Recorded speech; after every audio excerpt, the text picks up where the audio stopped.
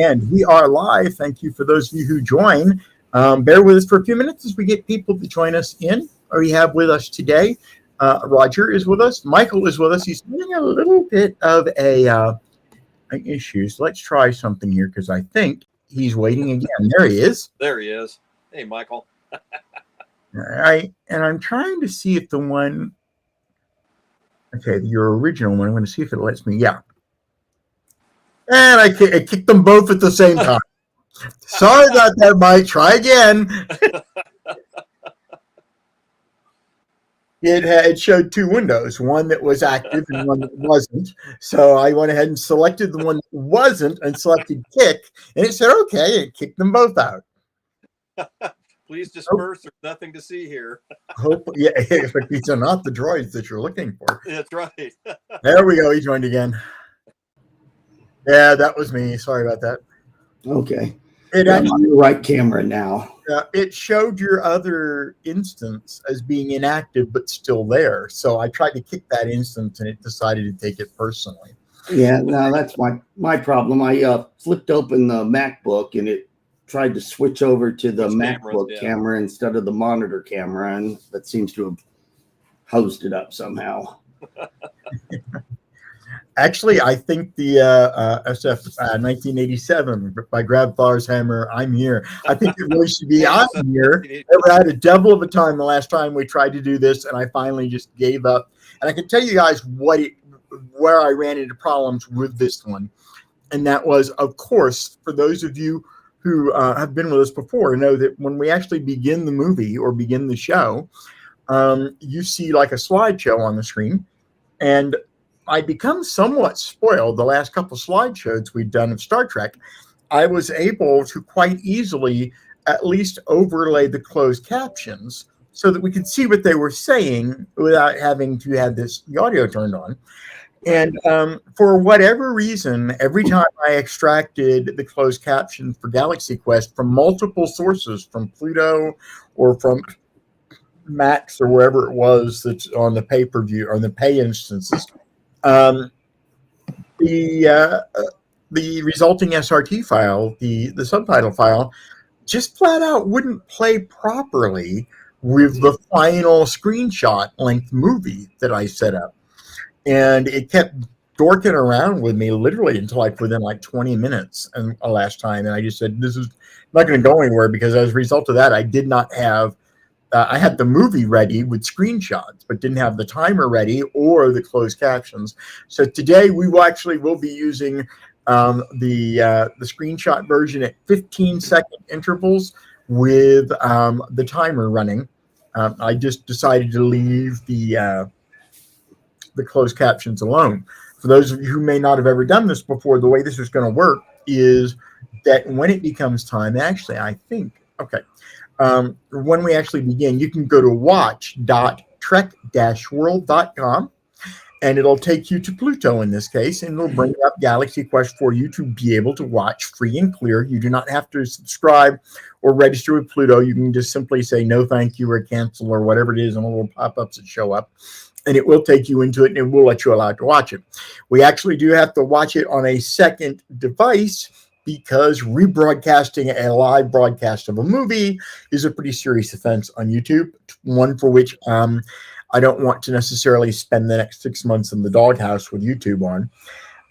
So that's the way these watch parties work. So if you joined this watch party, especially if you're watching it on tape delay, expecting that you're going to see something like the music video reactions that you see on YouTube, where we watch something and talk about it. That's not the way these things work, unfortunately, when it comes to movies, because the stakes are much higher, and fair use doesn't really fall into watching a movie and talking about it the way that it does on watching a music video and critiquing the music video. I know that we get quite a few people that when they join us for the very first time, they get somewhat confused, because they thought, hey, I thought we were going to be watching Galaxy Quest or watching Star Trek, and instead we're watching three old guys talk about Star Trek. So I figure this way it logs it in. Surprise! So what's been going on in your guys' week, Roger? And then Roger and Mike, just chime in. Let me know what you.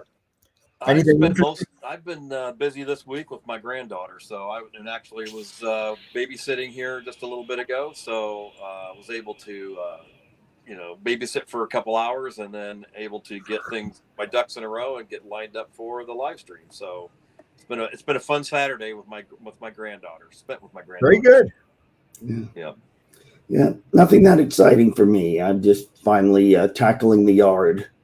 So went out and mowed yesterday afternoon and was digging in the flower beds today, digging up weeds and all. So it's like something we used to do as a kid for fun. Now it's like digging the dirt. Yep. You know? I paid my lawn guy this past week is what I did. I don't do that. Yeah, there's still some little satisfaction even at 61 of digging in and rooting around in the dirt and pulling up weeds, but just a little bit. The back feels it a little more than I did when I was 5. Okay, so one of the things that I've noticed right here, and I'm going to bring up a comment here in a minute because the first comment about the tricorders come up, so we're going to talk about that. Yep. But it looks like we're going to have a rather cozy group for watching Galaxy Quest. I had pretty much made the assumption maybe that Star Trek fans would want to turn out to see Galaxy Quest in large numbers, but I can tell you right now, looking at the number of people that are watching us at any given time, it's about a third or a fourth of the number of people who normally show up for Star Trek. So that just tells Jim that maybe he needs to rethink this going forward. I do tend to think of this movie as being like an unofficial Star Trek movie. Yeah. Mm-hmm. And I guess there probably are a lot of us that do, but maybe not as many as we thought. And in all honesty, at least not within Trek World's audience, in all honesty, it's probably useful information to know.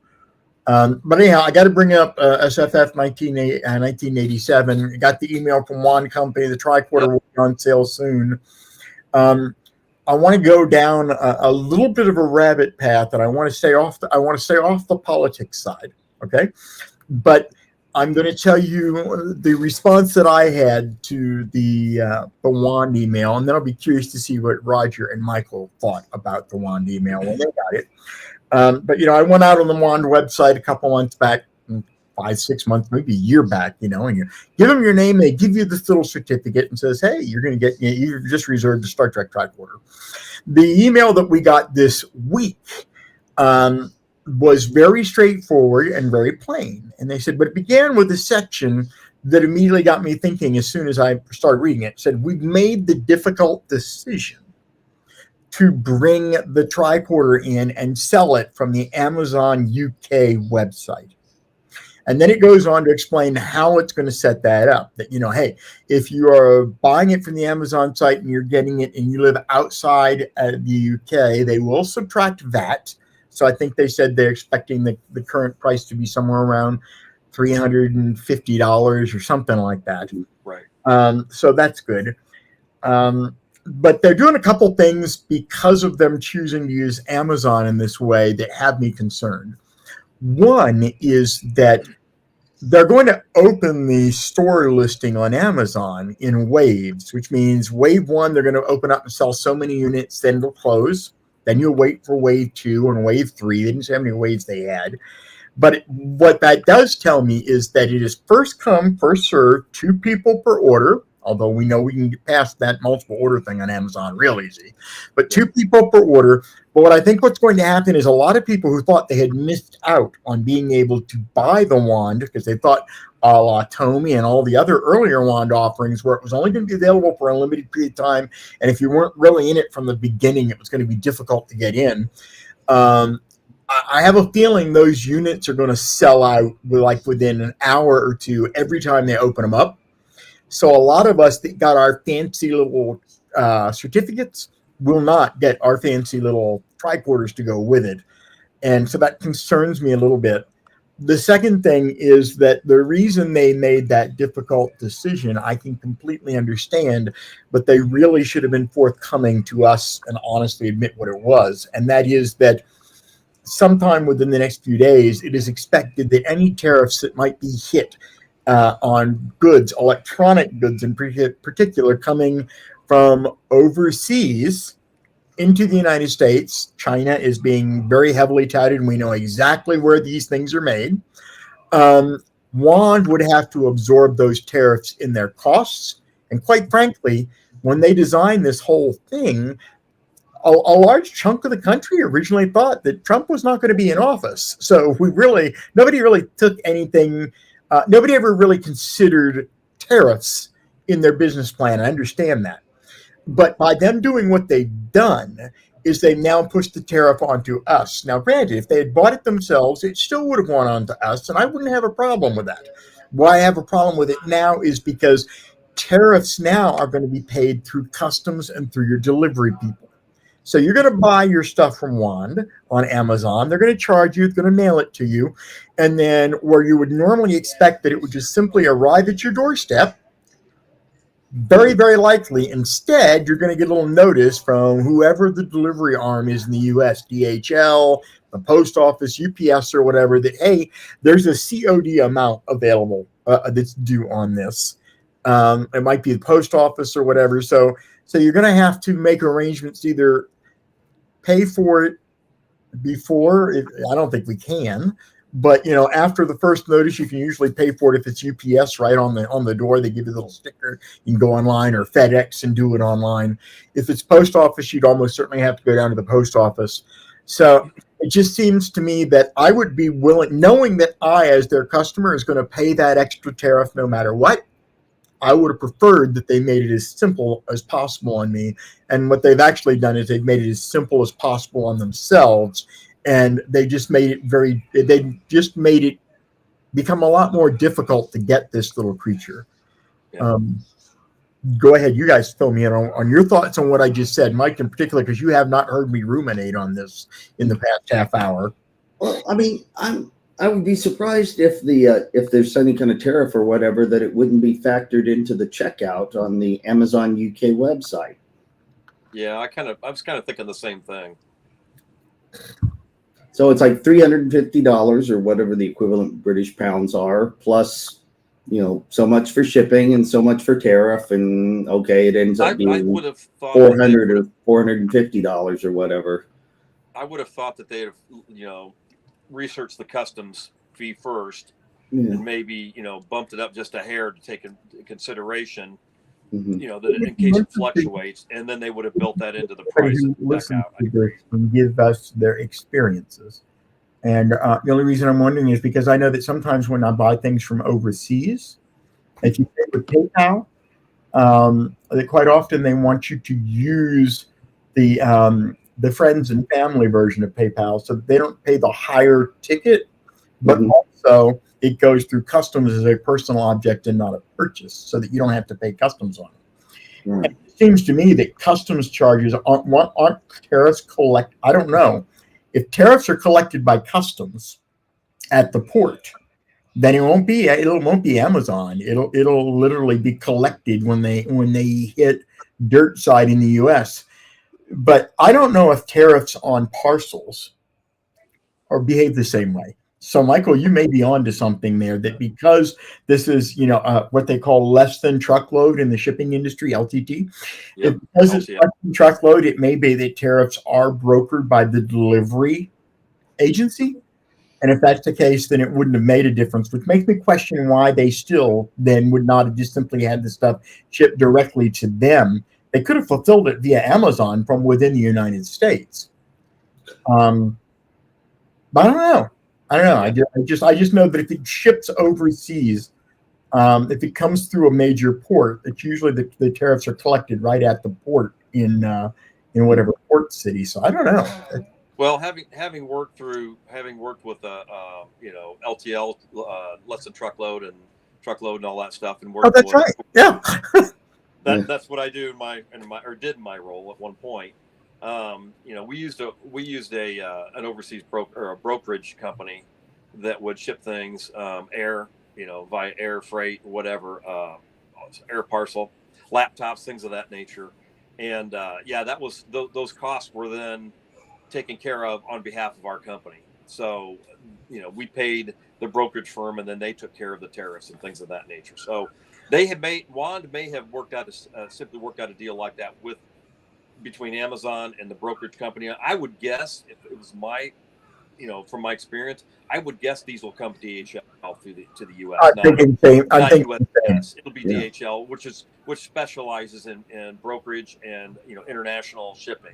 So every Eagle Moss thing I ever bought from the UK was I always had drop shipped to me through DHL through a broker in London. Almost everything I've ever ordered overseas has come DHL too. So yeah, either they've brokered something with DHL or however. But I wouldn't think that we would be responsible. From my experience, I wouldn't think we'd be responsible for that tariff fee. That would have been worked through and either show up at checkout or been brokered with the DHL or whoever the delivery firm is, UPS, whatever, FedEx, whoever. So if you take away the tariff concern, though, then it no longer makes sense for them to decide to FOB these things from the UK instead of from the United States, because we know they're bringing them from China. So they're coming from China into either like Apple does, straight to the US on a fast boat, or they're going to take them to the UK. And if it turns out that they can handle if they can broker the fees, then all well and good. Well, if Amazon might collect the fee. That's why I wonder. If they ship these FOB origin, which puts the responsibility on the shipper, versus FOB destination, which puts the ownership on whoever is receiving the delivery. As far as damage goes, things of that nature, that's what the FOB, freight on board, origin or destination, is who's responsible for any damage incurred during the shipping. And so if it's origin, then that's the shipper. If it's destination, it's the person receiving. So note to everybody on the call today: if you order something at its FOB destination, do not sign for it until you've opened it and looked at it. Right. Yeah, that is the first thing. Always check it. Like appliances and stuff, they come that way, and they tell you, do not sign for this until you have to open up a big old box to get into it. Do that, because once you sign for it, they should have it on the receipt. Has no liability. It should be listed on the receipt, whether it's origin or destination. But when in doubt, don't sign for it until you've opened and looked at it, and then make sure that it's noted that there's any damage that's notated, before you sign for it. So. Or you can refuse to sign for it, and then they have to take it back. Yep. So. All right. So I'm going to go ahead and get ready to start our video here. And then we can keep talking. But all right. So final watch is what I called it. And okay. So change that. I don't know. That's a little better. Okay.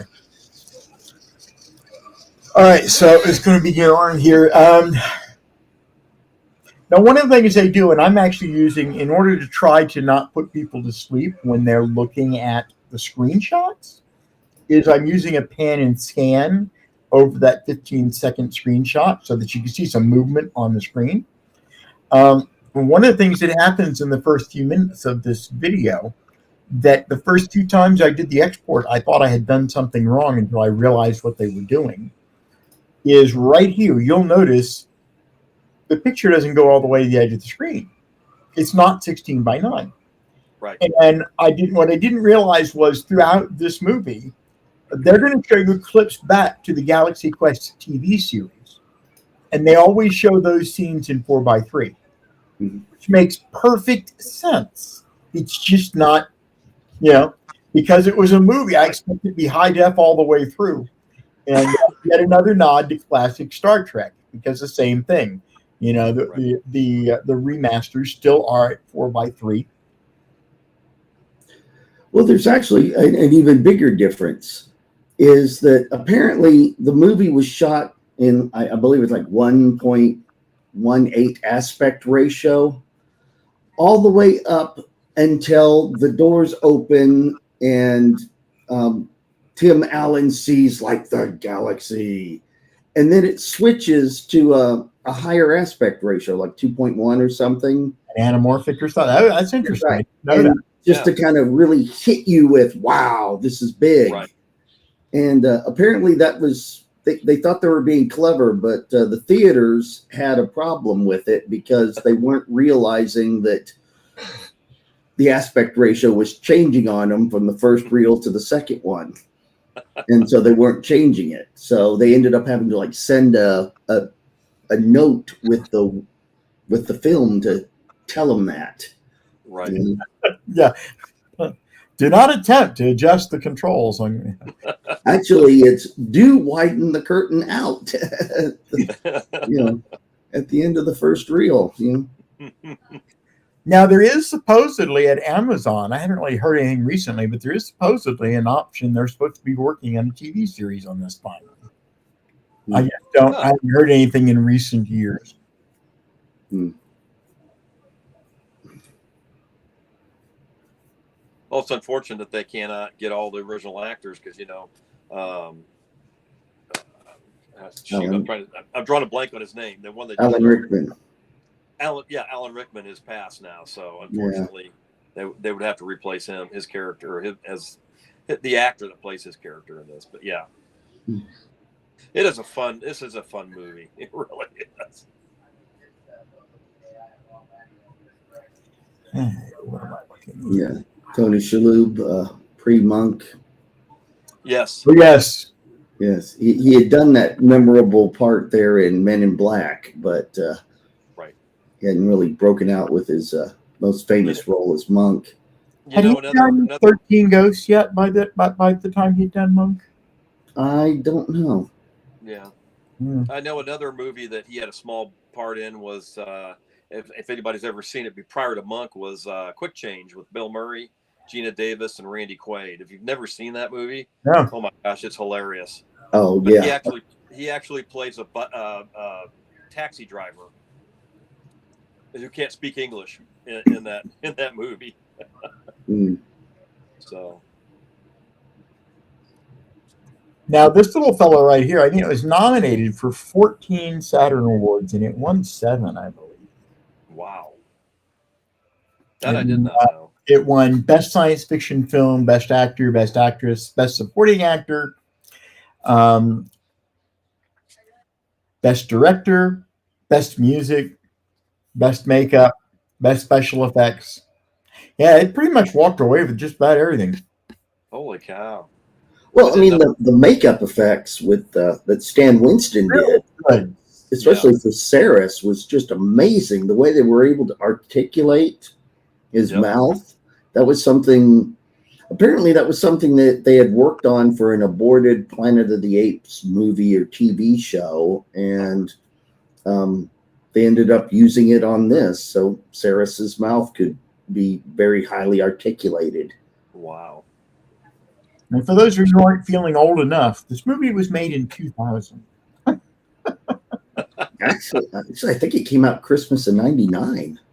Yeah, I think you're right. Christmas holiday, yeah. Yeah. I remember taking my sons to it, and none of them were really Star Trek fans at the time, and they just loved it. They were really entertained by it, even having no context for half the jokes. Right.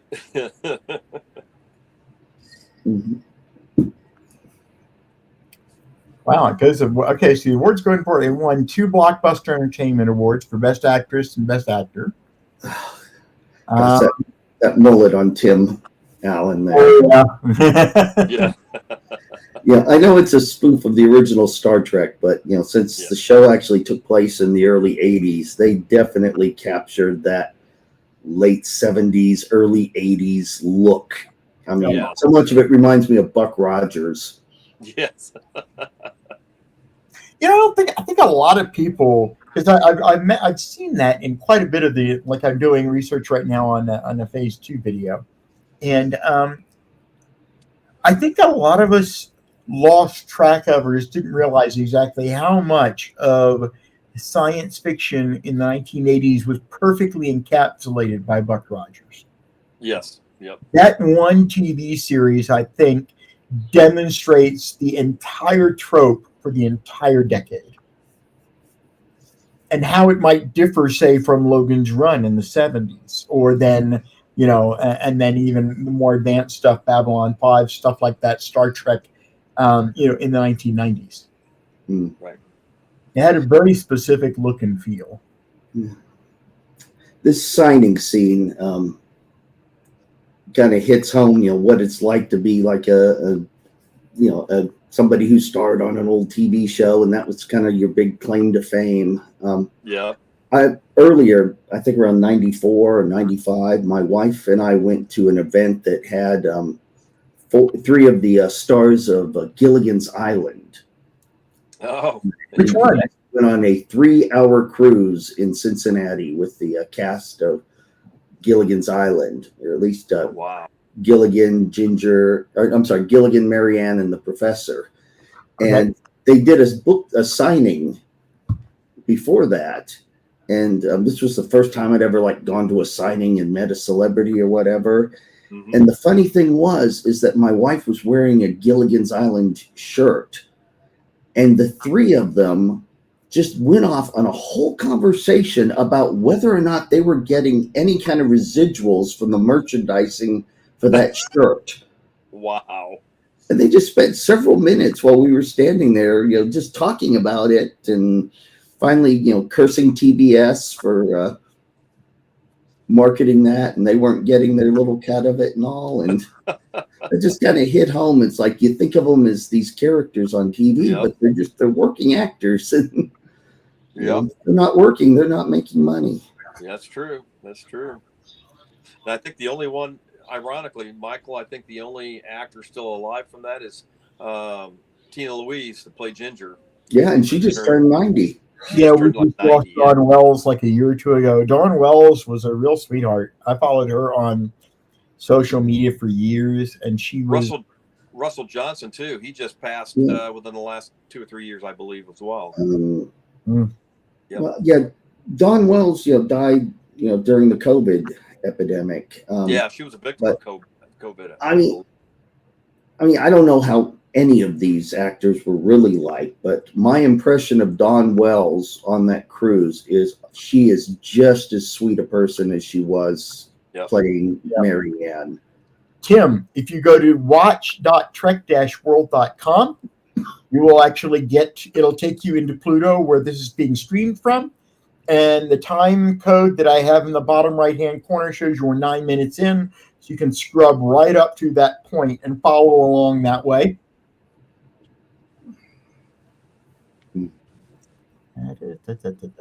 I just saw you had asked about that. So, and hi, SWAT cats. I put your little statistic up there a moment ago about the budget and the box office and such, and Justin Long's motion picture debut. Yep. Justin Long was this was before Jeepers Creepers, because wasn't he the I'm a Mac, I'm a PC guy in the commercials? And then I know he was, that's him. Yeah, that's him, Yep. Wow, this was his first movie. So I wonder if he ended up finding himself stereotyped into horror the way that, okay. I wonder if he found himself stereotyped the way that, what's her name from Trilogy of Terror, Karen Black. Oh, Karen Black. Yeah. Justin Long. Because he appeared in Jeepers Creepers right after this, and then for a while he was basically, if you saw him, I can't even think off the top of my head, but normally if you see him, he's in a horror movie. See, now when I think of him, I think of Dodgeball, and I think of the Die Hard. The fourth Die Hard movie where he played like a computer hacker or something. Yeah, I don't even remember that. I've seen the fourth one or not. Yeah. I know I have, but I think a lot of it might have. I don't know. I think that for me, it's starring role versus supporting role, maybe. Right. Because that was Karen Black. Karen Black had actually, I think she was nominated for an Academy Award prior to doing Trilogy of Terror.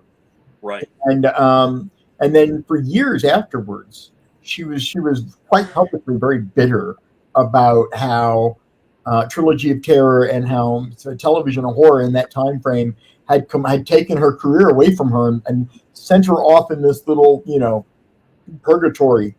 Yep. She did make amends with it later on in life because, I mean, Right. there are far worse ways to have a steady income over the years. But yeah. Yeah, I think I think we saw or watched an episode of like Adam 12 or something from the late 60s, 68, 67, and she was in that.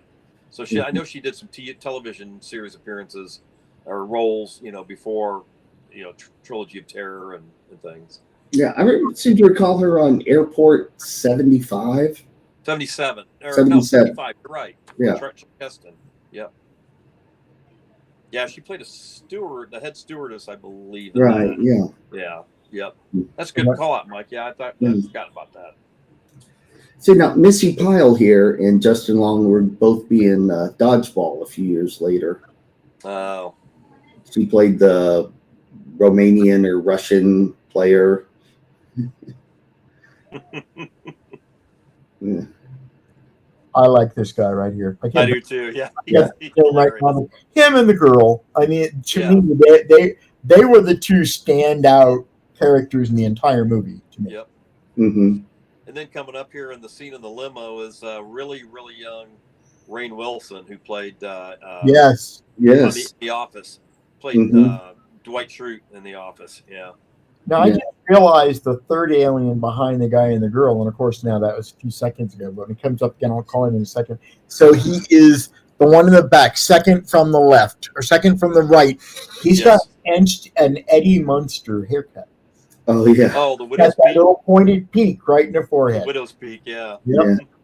Now, supposedly Rainn Wilson sort of vanishes about halfway through the film. You don't see him anymore. Yeah. Supposedly he had to go off and do a TV show or another movie or something. So he just sort of drops out.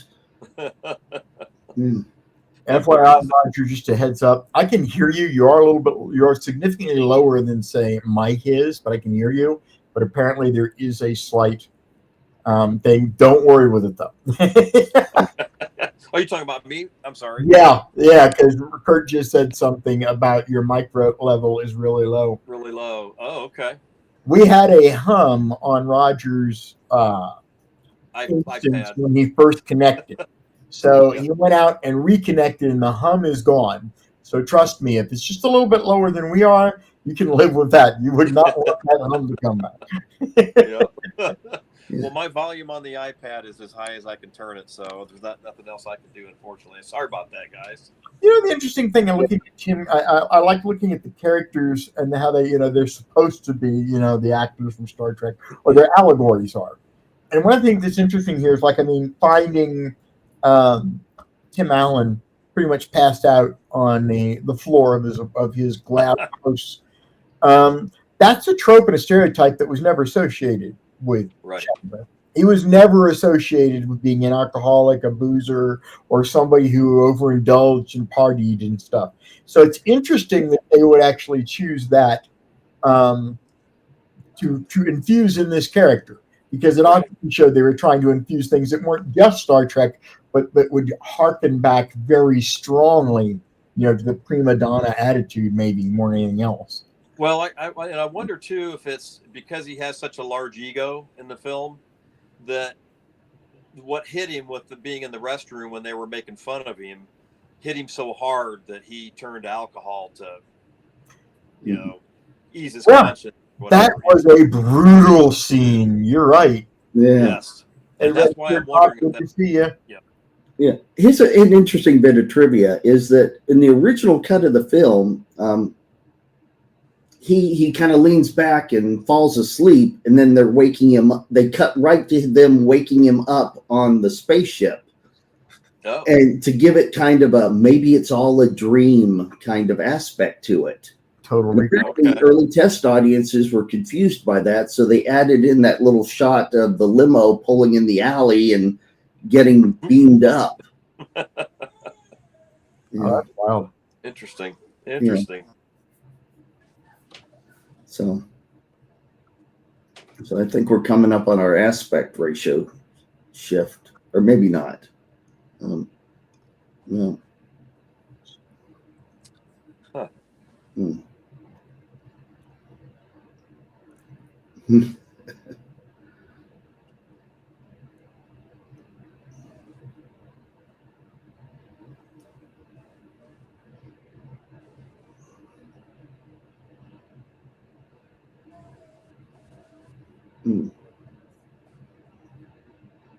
This was this was so impressive. Oh yeah, Yeah, definitely. because I mean, Star Trek, at least to that point, had never had aliens that well done. You know, and not just the mouth movements, but all the flashy mechanical aspect of it, where whatever those frills or whatever would pop up when he was especially angry and all. Now, it is interesting because I think it was mentioned earlier that Stan Winston was the guy behind the creature and special effects and stuff. The aliens in this most reminded me of, and still do to this day, the aliens in The Last Starfighter. And I don't know whether Winston was responsible. He might have been, because it goes back a few years beyond that. There weren't that many people to go to back in those days. But I always thought that they had that same, like, a very reptilian feel. Mm-hmm. Well, the alien Nico Kalanatoni plays Mathesar. Mm-hmm. I just had to look him up because, like I said, he's one of the people that steals this movie. And looking him up now. Yeah, he was in that 90s sitcom Just Shoot Me. Yeah. Oh, yeah. Yeah. He was in Veronica Mars for 72 episodes. He was dad, I believe, in that. And he was in Contagion. But it looks like he went on mainly to TV after this. Mm-hmm. I know he did some Canadian TV show about, like, Canadian SWAT teams or something like that. I forget the name of it, but I caught an episode or two of it. You guys were talking about the aliens. The commander in this one, alien commander, and his special effects or his appearance in this.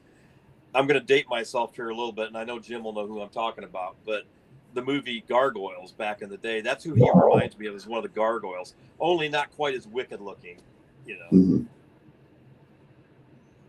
Yeah, I love that movie Gargoyles. I'd probably watch it 2 or 3 times a year. It's a great movie. More than that. It scared me to death as a kid. That was creepy movie. Oh, yeah. Now this is scary. Yeah. Yeah. Okay. Thing that here it is. Here's our aspect ratio change. Well, that would make sense, though. Yeah, because now he's completely in their reality. Yeah.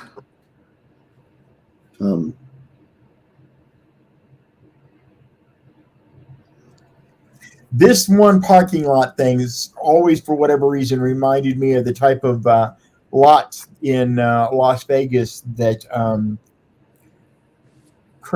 what was the guy's name? Chris Angel, the illusionist. He always did outdoor illusions in parking lots like that. Yeah.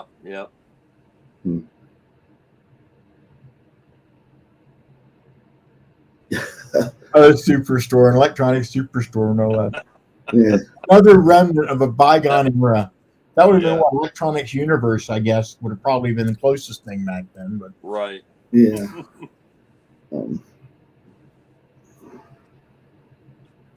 We were driving down the street the other day, and we passed by an Electronics Express, and she was expressing shock that they were even still around.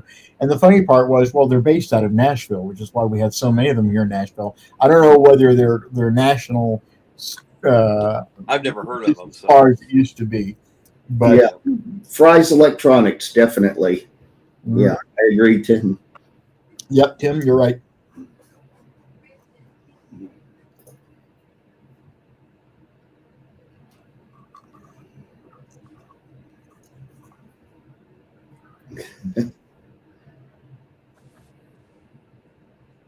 That scene where I keep having to hide the last comment because when I put the comment up, it covers Michael's face.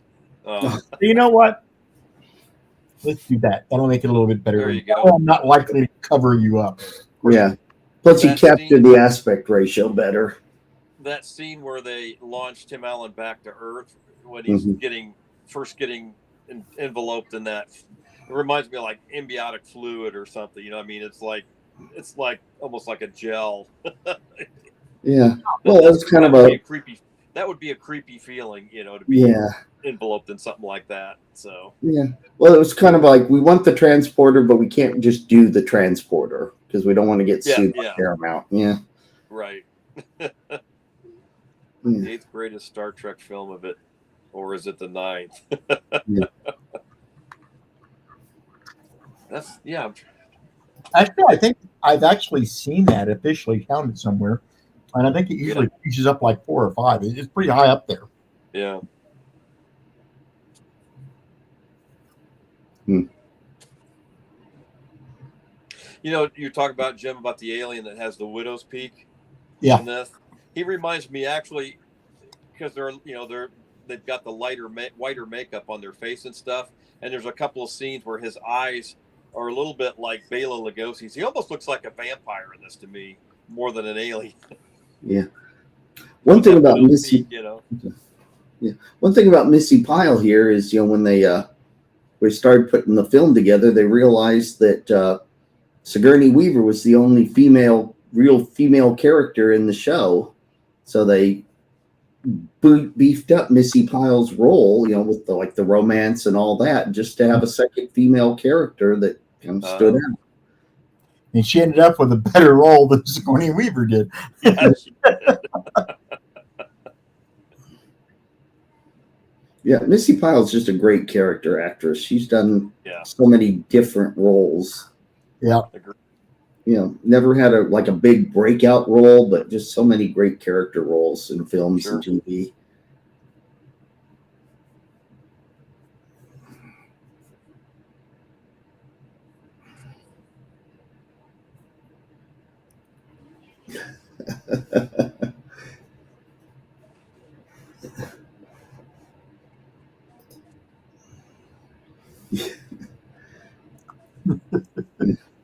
It's like, yeah. And actually, the one that really gets me in this whole reaction shot in here is Alan Rickman's take on. Yeah. Because he's made the stuffed up Shakespearean actor, and you look at that, you could just see it's like his world has just been completely shot. Yep. Yeah, that tool that they're waving in front of Sigourney Weaver, I read in trivia that's actually a gynecological tool that they use. So there's Oh my God. Oh wow. Yeah, it's it was kind of a call out to is the guy on the left there the alien? Is that the guy who plays Daniels on Enterprise? I don't recall. Well, okay, you don't really have a shot of it here, but there were 3 aliens. Okay. The alien to the left of Tim Allen there, him, just kind of partly in frame right there. Huh. Now I wish if we ever see him again, if we catch him in time, I'd love to see that. Well, I'd love to be able to do that. Yeah. They'll have to let me know. Viewers will have to let me know if they can hear me better now. I found a volume control on in the app in this screen here, and I was able to go from automatic volume to turn that off and go higher. So you'll have to let me know if that helps any or not. Yeah. Sounds good to me. Manly's back. Hey, Manly. Hey, Manly. I love this comment. The Orville movie. The movie. Good choice. Orville, the movie. Good choice. Yeah, we thought you'd like it, Manly. Yep. Yeah. I don't know. There's not enough dick jokes for Orville.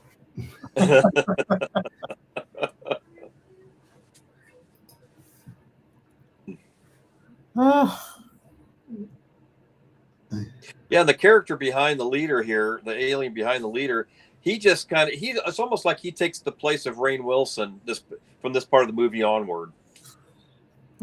Because I don't remember him being at the beginning of the film, the one standing behind Missy there, but yet later in the film he ends up getting, shot, and Alan Rickman's characters, you know, kind of become close to him. So yeah.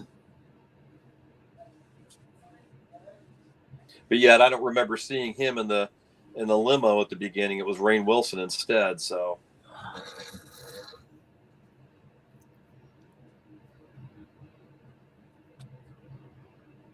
Yeah, I wonder if it was Rainn Wilson's character that was originally going to get shot. See, now there's Daniels I don't know. again. It could be. Yep.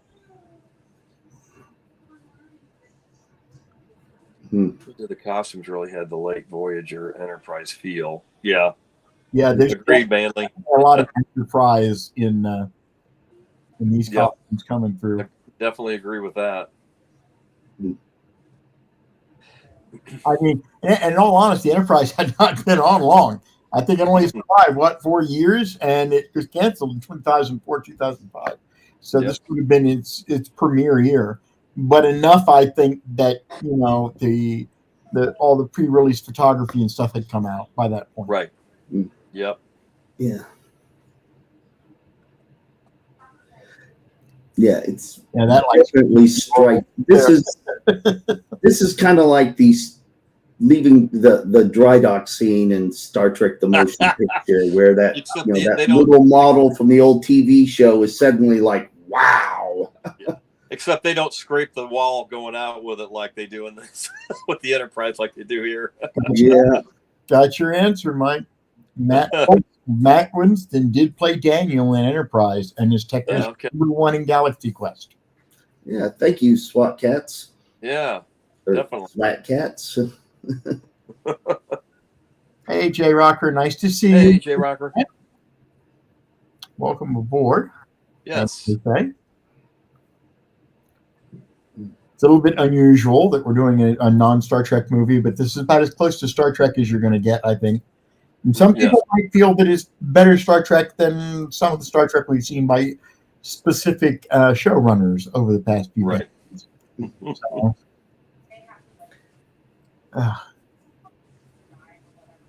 yeah, I mean, there's occasional talk about trying to revive or make a sequel to this, but it's just such a wonderful little gem of a film. Yeah, it is. I feel like, especially 25 years later, that you could really do anything meaningful to add to it. Yeah, exactly. Without it making it feel just contrived. Yeah. Yeah, it's definitely one that got, feels like one of those great one-off films, So this is interesting. So Manley's question on wardrobe is on point. But I guess the interesting thing is that I think there's in everything we've seen going from the original TV series all the way up to this, I think that for the most part, zippers still apparently rule. Yeah. The one exception being, I'm not 100% sure in the earlier seasons on Next Gen, I think they were more like jump suits or whatever, because they had real hard time, they were uncomfortable, they couldn't move around in them. So I sort of got the impression if they had any zippers, they were very short, or they may not have had zippers at all. I'm not sure. And they were all replaced with self-sealing stem bolts. Yeah. Purchased from Ram and Nog. Yes. Or Jake and Nog, actually, but yeah. I mean, it seems like we do see zippers on the Enterprise. Yes. Yeah. Jumpsuits. We've actually seen, especially courtesy of the remaster, there's several occasions where you can actually physically now see the zipper running up the shoulder, which growing up was 100% invisible on TV. We could never see those at all. No. And they were somewhat hidden between the folds of the material too. So, but yes, there were several episodes we could just catch a glimpse of it now in the remasters. Yeah. Yes. The leaving Enterprise scene if everything goes wrong. Yeah. Exactly. Somebody has a new toy in this screenshot right here. It's like, yeah. Yeah. It's almost a nod to Search for Spock, where they're stealing the Enterprise and they're trying to beat the doors closing. It's kind of a nod to that in a way. Yep.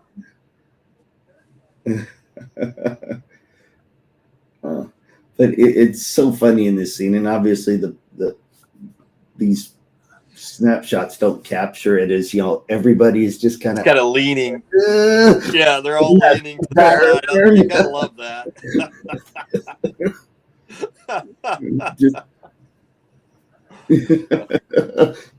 you know, Tim Allen's doing this kind of a number. Actually, the insignias on this, patches on this, seem to be a little bit like Forbidden Planet, kind of, you know. Yeah, and that may very well be deliberate, because that's always been, like, you know, one of the spiritual ancestors always in Star Trek. Yep. Now, for those of you watching along over the weekend, depending on what your other tastes might have, if you were old fans of, say, especially during the glory years of Mystery Science Theater 3000, there's a web stream that you can go to on YouTube, and it's also got its own little website or whatever, called creaturefeatures.com. And Creature Features is the mainline Creature Features horror host show that began with Bob Wilkes back in the 70s, and then, you know, went right up to recent times, and now it's a gentleman by the name of Vincent that runs the show. This weekend, Roger, they published a 25-minute pilot as a test to revive Captain Cosmic, which was another fiction show like Mystery Science Theater. Yeah, it was done by Bob Wilkes. And if you go on YouTube this weekend, you'll see it's like a 24-minute episode. It very strongly reminds me of Mystery Science Theater, to the point that I need to go back. I am familiar with Bob Wilkes' show. I never watched it because it wasn't in my area. Right. But it's basically this, you know, this one guy talking to his robot friend. It very much reminds me of Hitchhiker's Guide to the Galaxy. But if it turns out that what they're showing us in this revival is the way that Bob Wilkes did the original series, then I think I might have finally seen that maybe Mystery Science Theater took its inspiration from someone else, because it's very strong in that. And even if not, the guy who owns Creature Features, who I'm sure is behind this, Vincent, is market savvy enough to know that, you know, maybe bring it forward, but then include those vibes from Mystery Science Theater to appeal to the geeks that, you know, wouldn't watch Bob Wilkes back, you know, 50 years ago, but would have watched, you know, Mystery Science Theater 20 years ago, and you get a big audience. Absolutely. Yeah, I'll check that out. That'll be interesting to see. Yeah. You know, as we talked about too, Jim, you know, Creature Features has had different incarnations around the country, and ours being, you know, Chuck Akery's Creature Feature here in Central Illinois. And he was basically an aluminum siding salesman. And so in between the commercial breaks, he would sell aluminum siding, you know. So, yeah, I mean, it's interesting that it had different incarnations around the country. The story, I think if I remember correctly, the word that the Creature Features was originally used ironically by Universal when they sold their 70 film package in syndication back in the 70s, which is why most of us grew up watching, you know, Frankenstein, Wolfman, you know, Dracula. But the Universal did not attempt to trademark the phrase in any way. And so a variety of shows around the country continued to use Creature Features with an S. There were quite a few of them. Like, I remember Creature Features up, and the one I remember on the East Coast, like you, Roger, was not at all Bob Wilkes' version. Yeah, no, exactly. I've come to know now, after seeing, you know, after coming in contact with the current version, going back and looking at Bob Wilkes' version, Bob Wilkes was, for lack of a better word, he was Gen Zero in Los Angeles. Right. And it shows. I have interviews where he did one-on-one with Charles Johnson, who's the gentleman that renamed himself Jim Kirk in the 1970s. I have a smart clip with that. I've also got a bunch of clips of George and Walter and other Star Trek people appearing on Creature Features in the early 1970s. So he was definitely, as far as Hollywood was concerned, he was the only one that mattered because he was the one that was in and around Hollywood. So I understand the lineage and why they go to him rather than, pushing all the way back and saying, hey, Creature Features is the, the spiritual successor to, say, Universal or something like that. Right. Yeah, and I've never seen Bob Wilkes' version either, but I'd heard about it, so definitely. And Svengoolie, James K. You're right. Yep. I saw Svengoolie, son of Svengoolie. It's still out there running. I think actually the guy that played son of Svengoolie is now playing it as just Svengoolie, simply because he's been there for so long. Still has an active following. He's been actually he's done cross promotions with Creature Features. With Vincent and the group. Yep, absolutely. Hey, James. He looks like another Illinoisan. Yeah. Sorry to interrupt you, but this scene, though, is such a tribute to Star Trek II. It's where he tells them to cut off the communications and plotting to launch a strike, and just like Kirk in Star Trek II. And then it's like, what does this mean? That's cut off the mic. And he heard everything. Oh. It's one of those things that clearly, unambiguously is a spoof of Star Trek. That's a great, Hammer horror stuff. Yep. Mainly, most of my nighttime stuff, in Tidewater, Virginia, the show I watched was, he's still around, but he only does specials, like anniversary special stuff, a guy by the name of Dr. Madblood. And most of his stuff was Hammer horror films and stuff like that. Then in the late 70s, we talked about this, Jim, in the late 70s, Kolchak, especially in the Chicago area, WGN used to rerun Kolchak, the Night Stalker, and we used to catch that with our big antenna. We used to be able to catch that here in Central Illinois. Yeah. I remember CBS late night running it in the early, mid to late 80s, early 90s, I think. Mm-hmm. Right. It was around the same time that they were doing Forever Night, if you remember that old Geraint Davies vampire show. Yep. That was a good show, actually. Yeah, it was. I remember that show, They made the pilot with Rick Springfield. And then when the pilot sold, he wasn't really interested in doing a late night TV show.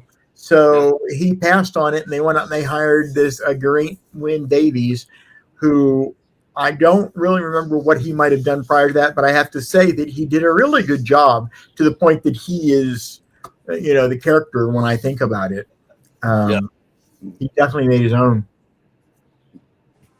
Absolutely. It's so delightful how totally unfazed the engineer here is through everything, they're telling me that the ship is going to explode or whatever. It's almost like he's still on the TV show version. You know what I mean? He's not really grasping its reality. Well, the direction he was given was to play the character as though he was stoned through the entire movie. Oh, yeah. Mainly, I agree. I like Dan Monroe's stuff too. Yeah, he did. Apparently, he did. About 2 weeks ago, he did a Galaxy Quest video. And yes, Dan Monroe, I recommend movies, monsters, and music. Extremely, I can't recommend it enough. The man is truly humbling for me to watch, because I know how difficult it is to try to do a one-man show. I know if you want to make, he has decided, he sticks very strongly to his format, which is talking head, but very, very heavily edited with green screen and stuff, documentary type stuff, which I always struggled with in the beginning and still do now, because it takes so much time. He had years of TV production experience going into this, but the results of his show is just amazing. I learned from him 100% how to do thumbnails, and in my opinion, thumbnails on YouTube for our kind of content are not like thumbnails for any other content out there. So listening to what Mr. Beast doesn't do you a damn bit of good. But when I saw what Dan did, I went back and I've aped it pretty much the same. I like what he did perfectly. And, keep it to a few primary colors on the text. Let the text no more than half the screen, maybe approximately, put a single picture, and then make everything look and feel the same from one icon to the other. And it works. Now, he has made it an artwork. I mean, it's like watching a master painter to see how he gets his done. But yeah, Dan, I'd like to meet him one day. I did friend him on Facebook, and I'm hoping that maybe sometime in the future, maybe he and I would run across each other to Scarefest or on Wonderfest or something for him and his wife. Probably won't happen, but yeah, I love Dan, absolutely. I was going to mention too the main alien Saurus in this. His character, he's got that thing on his back, or it looks like it reminds me of the one of the creatures in The Thing. John Carpenter's The Thing, with the little, once the head comes off and it sprouts the legs. Every time they show him, he's got those looks like the Thing legs sticking out of the back of his head. A couple questions. So, Manly, you got to remember, Manly, I'm from corporate America. I'm retiring at the end of this year to do Trek World full time. So this may shock some of you, and for others, it may not. The only mastering tool I ever used in anything that I've ever done Star Trek, every thumbnail I've ever made, every one of the full-length videos, the documentaries, it's all PowerPoint. Yep, I remember we talked about this. And whenever I show somebody the templates that I built and how I do it, it just blows them away, because PowerPoint is very, very heavily ridiculed, because it is, let's face it, out of the box, it's ugly as sin.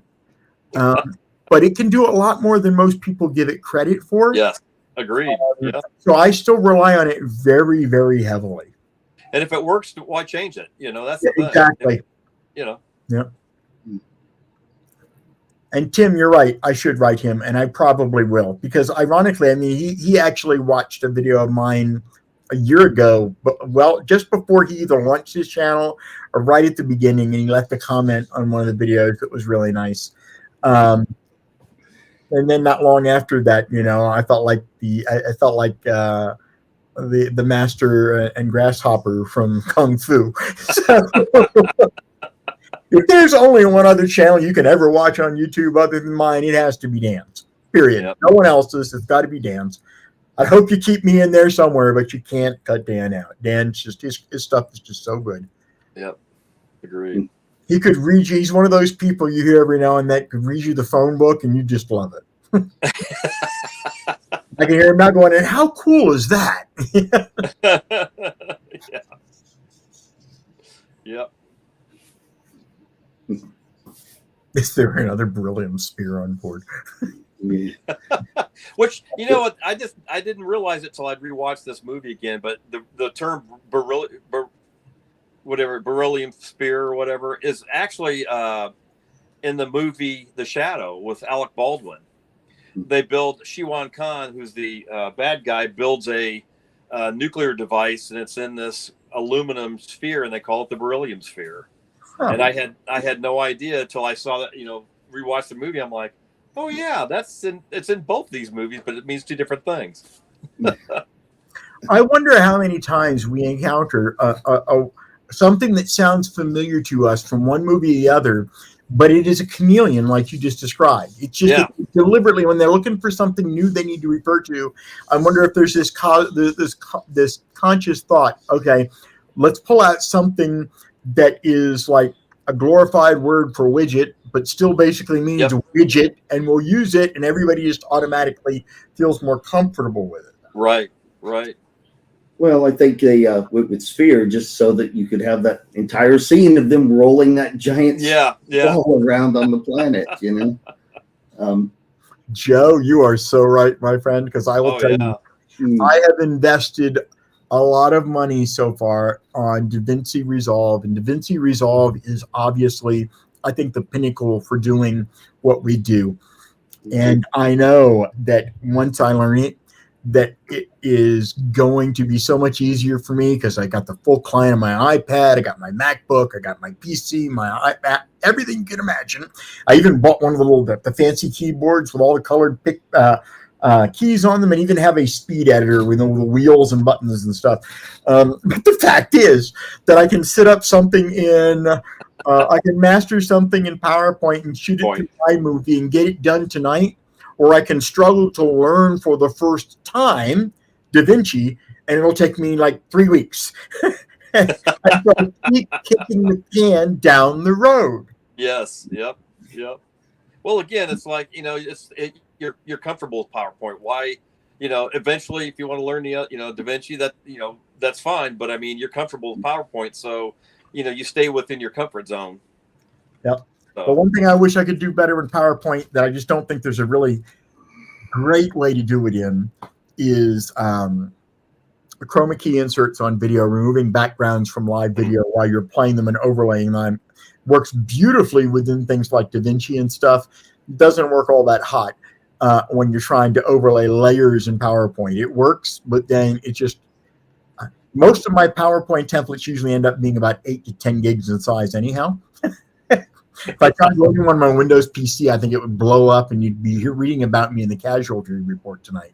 But on Mac, it'll open up and I can run with it. It just takes a while. Sure. 3 weeks to learn. Manley, you are absolutely right. Then 3 weeks to add the other stuff you thought in between. Interesting. You nailed it. He looked at it the exact same way I do. I'm never going to give up on learning it. What I need to do is I need just to literally just put away everything for like a month except DaVinci and force me to go through one complete cycle with something. But it's difficult right now because even though you guys aren't seeing a lot of things on Trek World, I have several other channels, and I've been very, very busy with material on them. And they are not my primary channel, nor will they ever be, but they're at a specific time where something is happening unique to them. And so as a result, I've been spending time to produce like a month's worth of content, especially for one of them in particular. But hopefully that's going to even out within the next month, by the next month, and I'll be back to pretty much full-time just on this. And the first thing you guys will see out of the gate with that is a phase 2 video, complete with photographs and video you've never seen before. Exactly. Including looking forward to that one. Built and struck down from phase 2 that only exist as somewhat, unfortunately, fuzzy black and white shots that were done, during a very brief time before they decided just to strike everything down and rebuild it again. Wow. So I got quarters and sick bay and turbo lift, all those kinds of things. The transporter room, all these things. Those pictures probably haven't seen the light of day in 50 years. We were talking the other night, and Michael, I brought up the point about this scene in Galaxy Quest being shot at a park in Utah. Goblin Valley. I'm sorry? Goblin Valley State Park. Yeah, I was on a whirlwind tour of like the 5 national parks in Utah and drove right by the entrance to this and didn't know it was the shooting location from Galaxy Quest. Because if I'd known it, I definitely would have gone. That'd be good. Yeah, definitely. All these bizarre rock formations you see, they're all really there. Wow. Yeah. And it makes sense to me, I guess, because you got all these parks in throughout Utah and stuff like that. Like the idiot the idiot redneck that knocked a rock off the top of a stalagmite or whatever. But anyhow, I always thought, in all honesty, that they missed the boat on this. That they really should have found a way to work this into Vasquez Rocks. Yes. Yeah. Because that is the only. I mean, when you think of Star Trek, if you're recognizing that this is Star Trek, and it's doing and if it's not Star Trek, it's doing an amazing job of accidentally being Star Trek. They're trying to evoke Star Trek imagery whenever possible, And so even if they had not actually shot in Vasquez Rocks for the scenes involving the little aliens, but they had still used further away establishing shots of the rocks. Mm-hmm. The fact they didn't do that was the one thing that really surprised me, because they go out of their way to do everything, but they didn't make that particular connection. I agree. Yep, totally agree. Well, they were kind of navigating a fine line here because they didn't want to get sued. You know, well, yeah, that's a good point too. Yeah. By the way, there was a little interesting Star Trek joke here earlier where Alexander Dane is holding that little tricorder device, and he says, "That way." And then he starts going that way, and then he realizes he's holding it upside down, and he's like, "No, that way. I was holding it upside down." Which is definitely a callback to those early episodes of Star Trek when, when Spock would hold the tricorder like this, like this. Sir Alexander Dane. Yep. Yes. Thank you, James. You're right. Here come the evil Teletubbies. Teletubbies. Yes. So somewhere Simon Cowell's counting his residuals.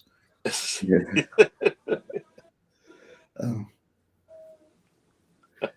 You know, that thing you stick out from it. I hate to say it, but it reminds me of a light meter in Hollywood. It does. Yeah, it does, actually. Just to measure, if the light's going to be right for the shot. Yep. Yeah. Oh. Oh, man.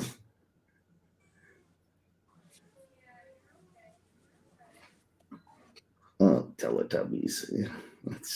So Manley has figured out an in-universe reasoning for that. You're upside down and get an extra 3 feet of century range pointing a order. I just figured it was like my iPhone. If I turn it upside down, the screen just sort of flips. Yeah. I like that, Manley. I find it is absolutely amazing to me that all of my devices automatically go from portrait to landscape, except when I need them to. Yep. Well, I tried to force something to go landscape so I could watch the video, and it flat out refuses to do it. As Jim can tell you, this program that we're utilizing here for the studio does a great job of that, because when him and I do chats, first thing I get it set on my iPad and on the gimbal, and as soon as we get on, it goes whoop, flips me vertical. He's sideways again every time. I love how he accuses Tim Allen of wanting to hog the attention when he's trying to be selfless here. It's like, you attention whore, This is kind of reminiscent of the scene from Galileo 7, where the giants are holding the shuttlecraft down. You got little guys hanging on it and climbing on it. And so what's interesting, I guess, is the screenshot thing shows up the limitation of matte painting backgrounds in year 2000. Right. Yeah. They look like ants. They were ants. Yeah.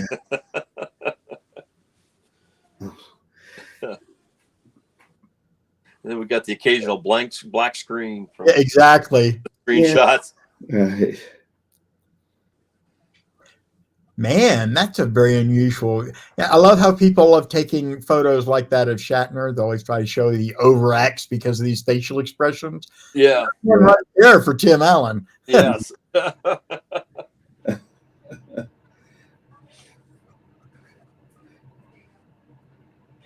alien does look a little bit like Butch Patrick, who played, Eddie Munster a little bit. Yeah. Something that surprised me, and I only found this out about a year or so ago, but not only did he play Eddie Munster, but he played Jimmy in H.R. Puffin stuff. And I I saw that recently too, and didn't realize that either. I never made that connection. Because if that were, and as he got older, unfortunately, he tended to resemble more Eddie Munster than Jimmy. But in the mid '70s, he was actually. I remember seeing him in like the the cover of some of the teen magazines and stuff like that. Yes. Yep. Absolutely. The scene of make a bazooka from a bamboo tube. yeah. Oh, I love this. Is definitely a callback to the transporter accident from Star Trek: The Motion Picture. Motion picture. Yeah. Oh yeah. Yeah. Beaming up the pig, and then I love that, Manly. That's good. Look at that reaction right there. Yep. Okay. yeah.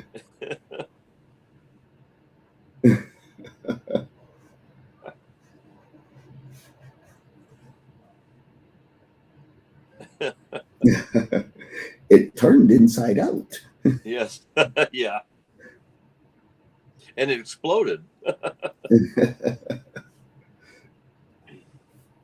Now, this might be a little bit odd for some people, but I thought this had a nod to the Klingon display technology we saw in Star Trek: The Motion Picture and stuff, which seemed to be more angular. Because you notice how they had like the crosshatch over top of the image that was being displayed. Yeah. Yep. Yeah. And actually, that previous shot where Tim Allen's standing there against that part of the ground almost looked like Arena. Shatner at the beginning of Arena. Yeah. You know? There's pieces hanging off of them. That almost looks like apple pie crust, kind of, you know. Yeah. Yeah, it does make you wonder exactly what they actually blew What up. they used, yeah. It's like a pot pie or something. Yeah, could be. You know what? Here's the funny thing: is that when William Shatner saw this film, his reaction to it was, "Oh wow, they get rock monsters, and I couldn't have one." Yeah, that figures. Yep. The shirt off. Yeah. Yeah. I'm going to step away for a moment, gentlemen. You guys can keep everybody preoccupied, and I'll be back in a moment. Yep, we can do that. Definitely. Mm-hmm. Well, that's what you get for getting popcorn and a drink before the show. Exactly. Yep, you have to run to the restroom. Yeah. Oh. And it always comes along, that urge always comes along at the best part of the movie, too. Yeah. Alexander Dane here, just figure out what its motivation. What does it is? A little alien psychology there. Yeah. Yeah.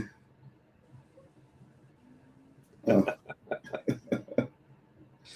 Oh my. Yeah, see the insignias on their uniforms to me reminds me of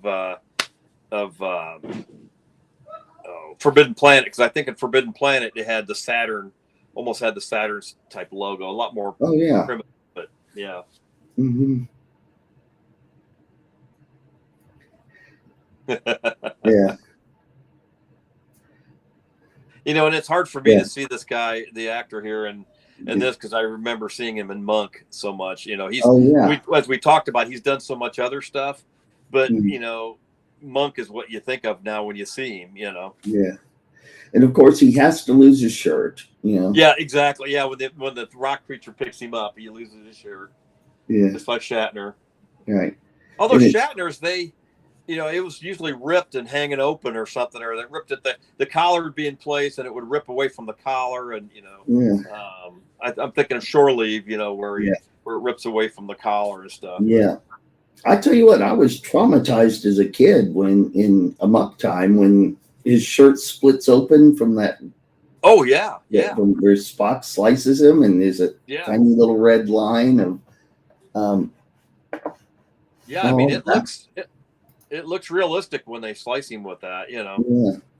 So it is funny that he can't work the transporter until he sees Missy Pyle, and then suddenly he just lights up. Yeah, he gets his inspiration, if you will. Yes. I've heard that the original cut of this film was R-rated and was a lot more violent. Really? And that they basically just said, no, we want more of a family-friendly film. Yeah. And they just kept cutting it down to and redubbing a couple of lines. Oh. We'll see later. you know, in Yeah, I order find that to get it to a family-friendly film. I find that interesting too, especially with so many parallels to Star Trek, the original series, that they would go, you know, that gross or that, you know, that involved with it. So Correct. Now, it's interesting is Saris's soldiers to me, they look like plastic army men to me that have been left yeah, they do. outside way too long. Yeah, exactly. Those helmets and all, it just, Yep, exactly. you know, you let them out and, you know, they got some moss on them and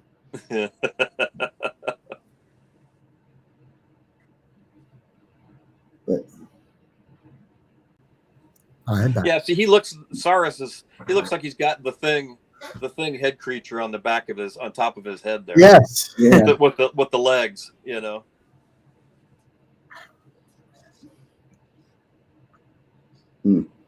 So Yeah, supposedly the iPad, the patch there he's got is kind of a callback to General Chang from Star Chang. Trek. Yeah, I was just gonna say Chang.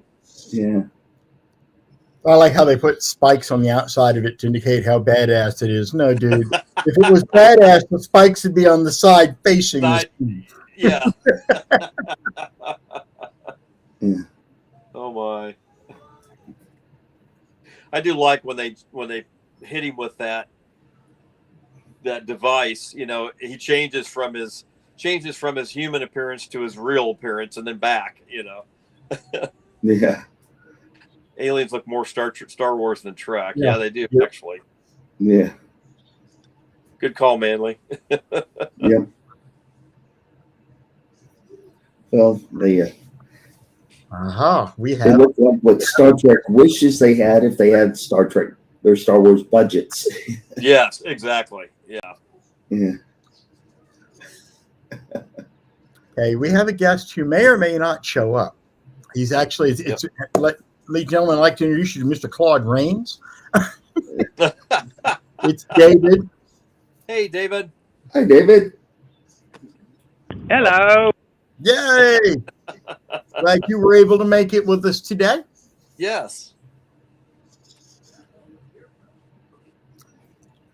We still have about a little over a half hour left in the movie. It's 1 hour and 42 minutes in length. Yep. Oh, it's one of my favorite movies. It's just like Star Trek without being Star Trek. Exactly. Oh. So you're right. I picked up on that Teenage Mutant Ninja Turtle theme too. As soon as you said that, I'm thinking, yeah, that does so look. Yeah. Yep, they do. Yeah. So supposedly Harold Ramis was originally going to direct this film, and his vision of it was more like Spaceballs. Oh. And but he absolutely didn't want Tim Allen Really? to be cast. He just was just straight up against it, and when he got overruled, he quit. Oh, interesting. And that's when Bean Parasol, however you pronounce his last name, got hired. Okay. We lost David. Yeah. Well. Oh, there he is. And supposedly, even though they worked on Ghostbusters, he didn't want Sigourney Weaver either, because he apparently didn't want anybody associated with science fiction. And of course, Sigourney Weaver, you know, aliens, and Ghostbusters, and all. Just but she really wanted the role. Yeah. I love this interpretation of the alien. Just the language. I'm sorry. Yeah. But why?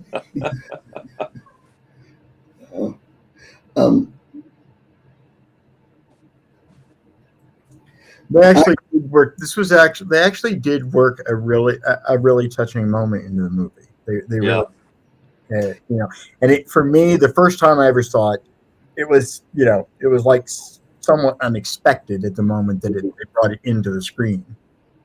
Well, this isn't the only scene. The other scene I'm thinking comes to mind too is once they kind of get out of everything, and the other character, the main alien here, says, you know, about being their commander, and he says they already have a great commander. You know, another touching scene there. So there's a story that apparently Tim Allen had this big moving scene and all, and then after he shot it, he was very emotional, and he said, guys, I'm feeling something here and all, and I just need to go back to my trailer for a few minutes and get myself together. And he walked off, and apparently Alan Rickman commented, I think he experienced acting. Oh, it's priceless. But you got to admit, I mean, the cast of this one just performed off each other so well. They did. The interactions were extremely good, and I have to admit, Tim was great. He was. Everybody brought their A game to this. Yeah, they did. This is one of these films that shouldn't have done real well, and just all the stars aligned and everything clicked. Yep. And it's just it shows in the film. I mean, the acting and the way they fit together so well, it shows. Definitely. Mm-hmm. So real quick, does anybody think of any time that any of them worked with each other again? Beyond like Missy Pyle and Justin Long, but in terms of like the main characters. Yeah, that's what I'm thinking. Whether Rickman, Allen, Weaver. Mm-hmm. Because they really they come off as a cohesive group of people who really at least made us believe that they did know each other and felt very comfortable with each other. Right. Mm-hmm. I can't think of anything off the top of my head. That's just interesting. You would think that they would have. Yes, agreed. Well, this was really, I think, this might have actually only really been the only mainline movie that Tim Allen ever did. I don't think he ever did another. Oh, he did those Santa Claus movies. He did the Santa Claus movies. Yeah. Okay. Yeah. And and he did a movie with Jamie Lee Curtis, like Christmas with the Cranks, I think, or something like that. Oh, yes. Extraordinary movie with Christmas. Yeah. Yeah. Yep.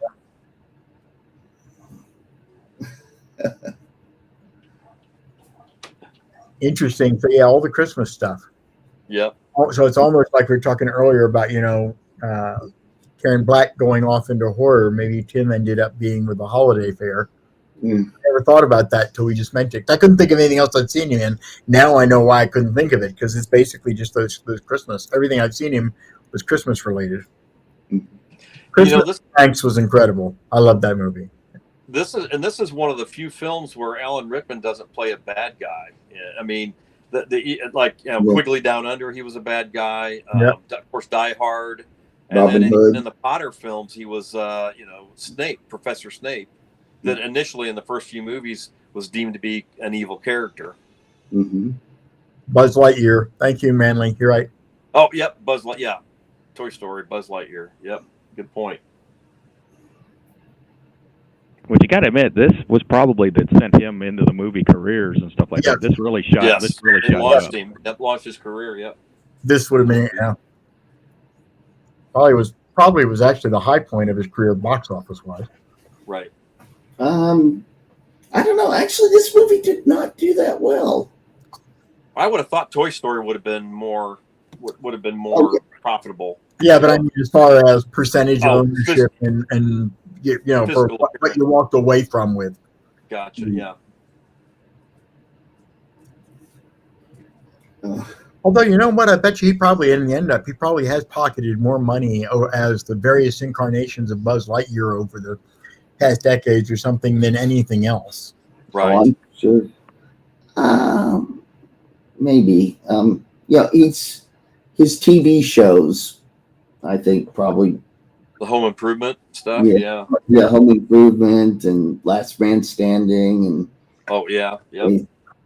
Got another one now. Those Santa movies made huge bucks. Yep. Yes, they did. Santa Claus and Christmas with the Cranks, and You're right, Joe. Toy Story. Yeah. yep. Well, you can't discount this one because of repeatability and continual ones. This one keeps going on and on and on. Exactly. And, Yeah. This is a one-off that anyone who sees it for the first time generally is going to enjoy it and want to watch it again. Oh yeah.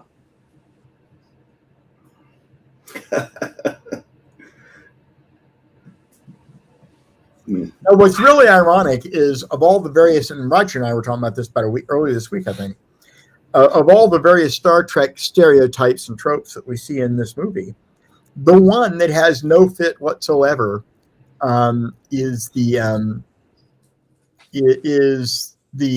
physical attractiveness being marketed of Sigourney Weaver's character. So she complains about the same reason that Nichelle Nichols used to complain about hailing frequencies open. Right. However, she very strongly, mentions in the movie several times, and we are shown several times that she's there as eye candy and nothing else. And that wasn't actually that's not actually a stereotype or trope to come out of Star Trek. Mm-hmm. They obviously objectified their women back in the 60s, but exploited them. The way that this kind, that this would be looked as, like we'd see in the 70s in Buck Rogers with Princess Ardala. Yeah. That hadn't really come into science fiction at that point. We talked about how Buck Rogers really encapsulated a lot of what perfect sci-fi was in the 80s. So maybe there's a little bit of Princess Ardala in Weaver's character here. Yeah. Hmm. Yeah, but during the movie, and when she said, "This is my job, I'm going to do it," and it's just like there's that independence and that single-mindedness and stuff like that. That it's just like, all right, she's not only eye candy, but she's got something from the neck up. Exactly. Yes. Yep.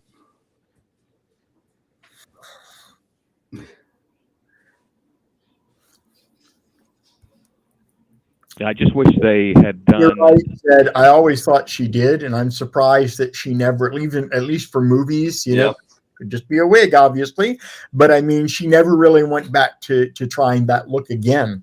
And I think it looked I think blonde hair looked very, very well on her compared to dark hair. It did indeed. Yeah. It did indeed. I just wish they made the second one. There was actually several in before Tim Rickman died. I mean, it's like it's so sad. Yeah, I mean, it's just like between this one and him falling off the Nakatomi Towers, it's just like classic movies. Yeah, absolutely. Mm-hmm. It is interesting. Just about everything. Now that I think about it, just about everything he appeared in movie-wise has pretty much stood as perceived to be a really good movie in that genre. Right. The Robin Hood, because I think he played the sheriff of Nottingham, I think, or something like that. Oh, that's right. Yeah. Yeah. Oh man, he was chewing scenery in that. Yeah, exactly. Yeah. So it seems like everything he was in, he really carved out his own little part of that movie. He was a very strong character in all of them. I still love him best in Die Hard. Oh, yeah. And that was his first film. Lucky theater actor. His character in Quigley Down Under was based on just almost identical to Die Hard. His character in Die Hard. Mm-hmm. The evil, the bad guy, the main bad guy. Yeah. See, now this is more of a Star Trek 2009 type shot where suddenly you have this giant, huge chamber in the middle of the ship. Yes. It's like, okay, where does that fit? Yep.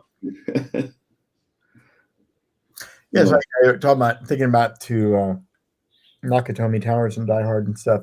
A real good example was when he first meets John McClane, and he tells him his name is Bill or whatever, and he has that Americanized accent.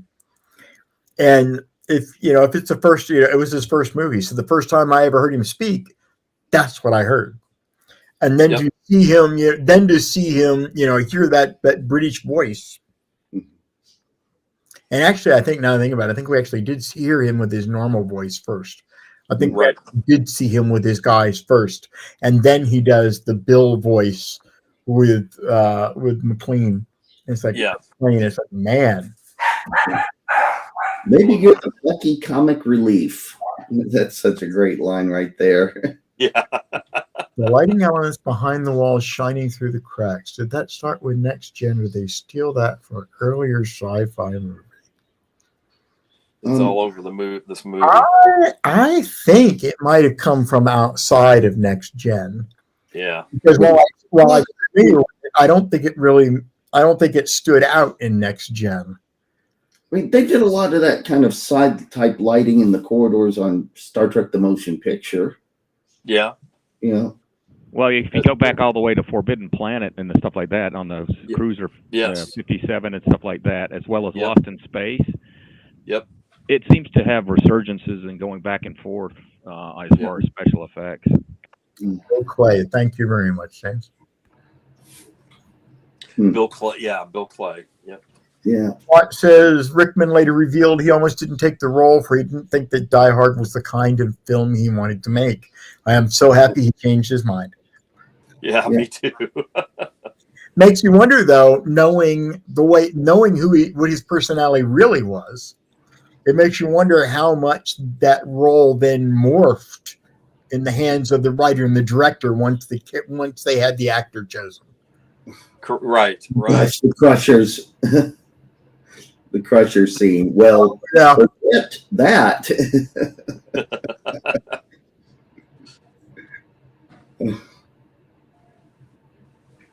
Yeah. It's like, no, I'm not doing this. This was a lousy episode. Whoever wrote this episode should die. Yeah. I love this. Oh, come on, you guys, get a room. Yeah. This was a really clever thing to do, though. Just it was the rock monster in, you know. Yeah. Yeah. But it's just like that road's like, oh, that ain't right. Yeah.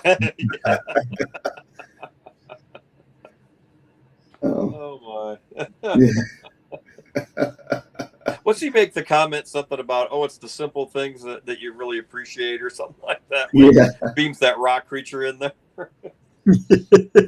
Oh, that's the tentacles.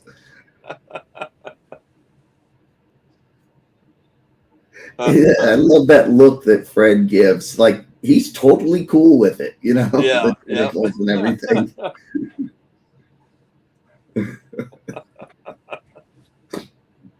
Oh my! It's too bad we couldn't pick the screenshots that it takes. You could have got the look on his face, and he was like, "Oh, that's just not right." Yeah. See, now the rock monster falling out of the ship like this, and just it kind of reminds me of from Hitchhiker's Guide to the Galaxy with the whale and the petunia. Yeah.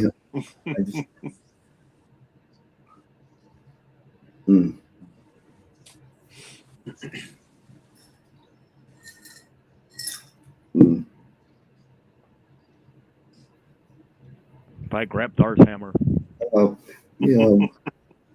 Commander Taggart has saved us.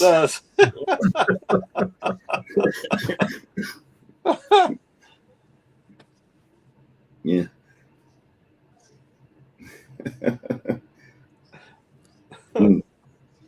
I made the comment to Jim when we were chatting one night that I hadn't seen this. I only seen it once years ago and hadn't seen it since. And so the wife and I, in preparation for this, streamed it on Pluto, and I'd forgotten how funny it was and how much it was just a blast watching it.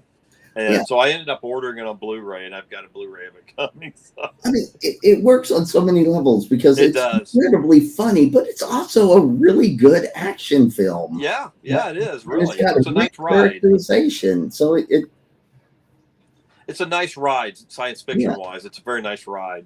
Yeah. But the allegory's right to Star Trek. You've got your shirt off again. Yeah. Yeah. Oh man. Yeah, it's funny because the whole beginning of the whole beginning of the movie, we hear about how he absolutely despises that phrase. just absolutely despises that phrase.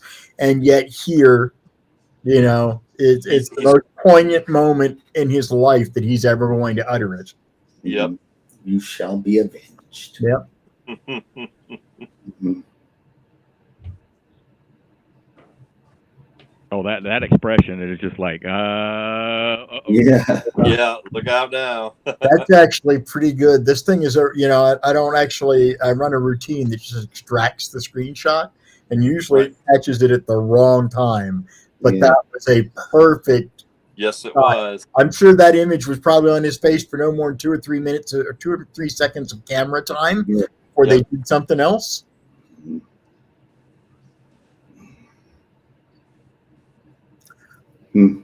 James is right. Such a tonal shift at that point in the movie. Absolutely.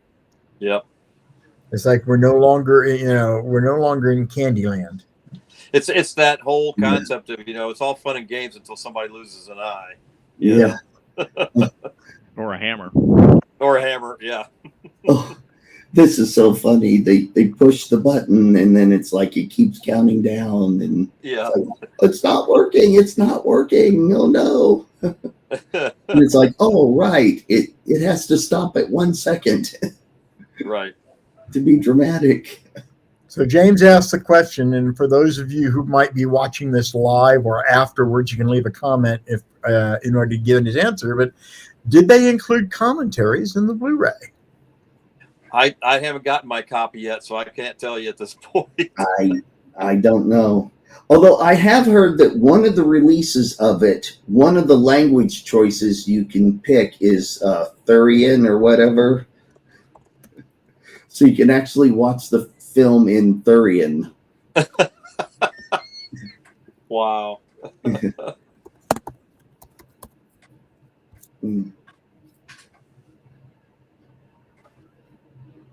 I'm checking out right now, James, on the Steelbook edition. Mm-hmm. Yeah, I saw that version too. That I think it's out of production, but there's some on Amazon, and they're expensive. I love how his headpiece is coming off now. Yeah, I do too. That's a nice touch that, you know, I don't know if I would have, you know, thought about it unless, you know, I actually saw that. I mean, it's a nice touch where towards the end of the film, he's losing his headpiece. See, kind of reinforces the whole it's just a TV show thing, you know. Yeah. See, I look at this bridge and there's those stairs going down with no railing and all, and that just looks like an OSHA violation there. You know, I once got to meet Dave Blass, who was the production designer for Star Trek Picard, and I mentioned how much I loved the bridge in Picard, except all those stairs in front of the captain's chair had me afraid that Patrick Stewart was going to take a tumble. Right. And he got a little touchy about that. Oh. And I was fixing to do a tour of the original Star Trek set with him. And he made a point to go through the entire original Star Trek set, pointing out every OSHA violation on the bridge and the transporter room and all. Oh, wow. And he pointed out stuff that I had never noticed before, like how low the railing is, where if you're like Spock or Uhura standing up there, it's that railing was really only just high enough to be inconvenient enough to knock your ass over if you got hit. Yeah. But, or, you know, the other thing too is they're low enough that Shatner can sit on him when he's talking to Spock, or, you know, they're discussing something of importance. You know, they want the rest of the crew to hear. Mm-hmm. Mm. See, and this is such a clever Star Trek type solution to this problem. They're not being very helpful here, because I'm on Amazon right now, and I'm looking at the DVD version, the Blu-ray version, the 4K version, and they don't really tell you, even the Steelbook version, it doesn't really tell you what special features, if any. And the Steelbook version, hold on, the Blu-ray is on sale for $15. The Steelbook 4K is $24.99 on Amazon Prime. Looks like it was released. I didn't know this. It was released December 3rd this past Christmas. It's brand new. And it's already really. But they don't have any indication whatsoever on the page as to what this. It just says hours of special features, legacy special features. No indication of whether they're making ofs, commentaries. One of the reviews might go into it and tell you exactly what's on it, but I might. Just double check. You're right. 3 different aspect ratio. It opens with a 1.33 aspect ratio that would be seen on old style TV. This 1.33 is displayed with a 2.35 aspect ratio box. 3 minutes in, we find ourselves at a convention where we slowly open up to a wider 1.85 aspect ratio while maintaining a constant height. 19 minutes in, when Jason Nesmith realizes he's on a real starship and the bay doors open, showing the vastness of space, the presentation again slowly opens even wider yet to the full 2.35 aspect ratio. The old Blu-ray of the version, the old Blu-ray did not do this. The Steelbook does. Huh. The 4K disc is the first time that the original intended presentation has been released for home. If you watch the, what's it say? My eyes just lost my place. You watch the special features, the multi-aspect ratio is discussed as an artistic decision. Paramount made a bold move to release the 4K disc in the original format because many people would be watching this 4K dish on a smallish 16:9 TV. Remember, the movie is always adhering to constant height determined by the 2.35 aspect ratio. For the first 19 minutes of the movie, there will be black bars on the top and bottom of both sides of your screen. Interesting. It's this, which you're looking at and talking about the 4K version Steelbook. There was actually just the Blu-ray version, Steelbook version was released in October 2019, because that's the one I initially seen. Yeah. And I'm like, man, that's expensive. So. Yep. It's not recommended unless you're watching on a screen that's 100-inch or more. Wow. See, I never knew about the constant height thing. I'm curious now to see if that's actually ever factored into any of the other movies we watched, where they may change the width but keep the aspect ratio almost like a pan and scan of a larger aspect ratio that they're only showing you a section of. I never even thought that ever came into it at all. But it did with this one. Huh. And Mike knew it. Mike remembered it literally from conversation at the beginning. Yeah. Exactly which piece. Mike, that was pretty darn good. Yeah, it was. Mike cheated and read a bunch of IMDb trivia this afternoon. Oh, okay. Don't give away your mojo. Yeah. No, I was going to say. What's funny here is Guy Fleeman or whatever. Fleeman is the only one who doesn't get shot on the bridge. Yeah. That brings grab to his mind, agent as soon as you can. When Jim, when you said that to Michael about Michael, it brings to mind the term from was it Star Trek 4 when was it Star Trek 4 I think, where Scotty mentioned something. How am I supposed to be able to maintain my something as a miracle worker? Yeah. How do you think I would maintain my reputation as a miracle worker? Yeah, as a miracle worker.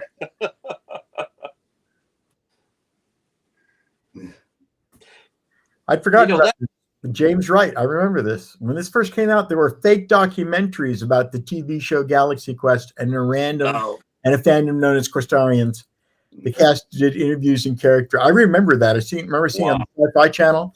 So because the only thing I remember anecdotally about Galaxy Quest was supposedly it was 92 episodes. But I don't even know why I remember that. They also had a fake website that was galaxyquest.com. Oh, really? Yeah, it was one of the first movies to market with a fake website. And I never saw it, but supposedly it was done up to look like it was something that some fan hacked together. It looked really cheesy. See, Manley, what you're watching here is I take the current streamed version. So if you're watching it, watch.trek-world.com, you're watching it on Pluto. And they're probably showing it to you in the 2.35 aspect ratio. And then what I do here is their screenshots. So every 15 seconds, I have a routine pull out a screenshot. But then when I put it into a video to make it longer so that it occupies the whole 1 hour, 42 minutes, I have it do a pan and scan across that screenshot so that we get at least some visual clue of movement while we're waiting between the individual screenshots. Because the very first few times when I did this, it would basically just show one instance, and then 15 seconds later would flash to another instance. And it was either you wouldn't pay any attention to what's happening on the screen because there was no motion, or it would be jarring to see the sudden cut. So that's why you're seeing this pan and scan. It is not part of the original movie at all. Right. Yeah. So, David, how bad is it for a ship to be coming into the atmosphere at Mark 15? Yeah, the friction on that would have just like, all right, you better have your shields up because you're going to end up as a piece of charcoal.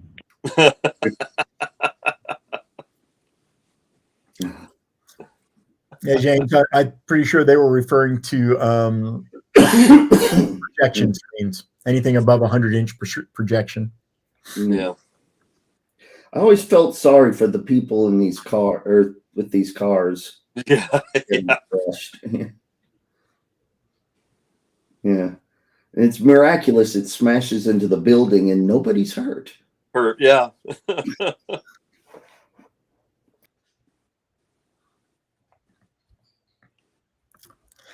And following up something that James just said there, I can tell you, we bought a new house about 5 years ago, and buying a projector for your house does not need to be an expensive thing. We have a media room with a 4K projector, and we paid way too much money on the media room or whatever. But then in our master bedroom, we replaced the television set that sat on top of the bureau. I just put up a 13-foot wide diagonal screen and bought an $800 Epson 1080p.